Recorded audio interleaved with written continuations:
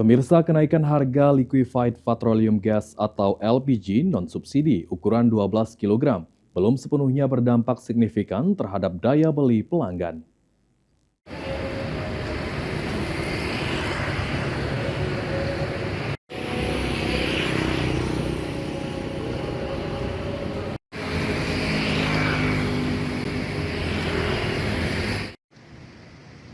Kenaikan harga LPG non-subsidi ukuran 12 kg mulai dirasakan masyarakat, meski demikian dampaknya terhadap daya beli dinilai tidak terlalu besar.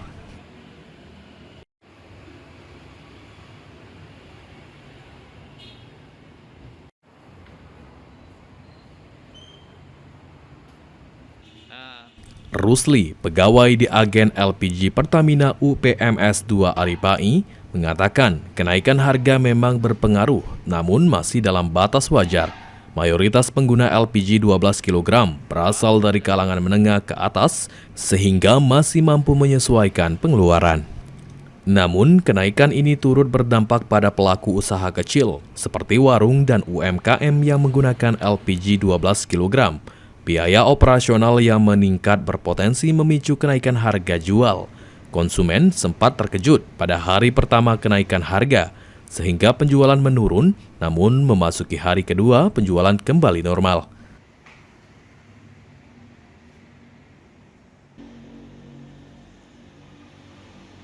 Kan harga gas 12 kilo itu Kak berpengaruh untuk subsidi Kak? Sebenarnya nggak terlalu berpengaruh, cuman pelanggan kaget ya dekati pemberitaan sebelumnya.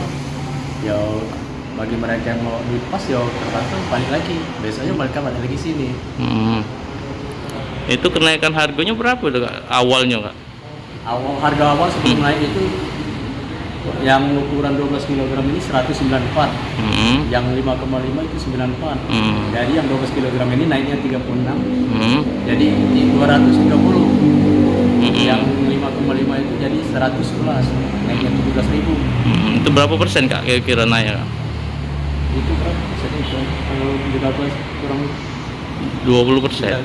15%. 15% ya, kurang lebih 15%.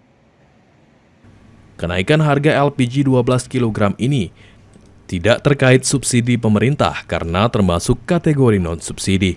Secara keseluruhan, dampak kenaikan harga dinilai masih terkendali meski efek lanjutan tetap perlu diperhatikan. Suryadi,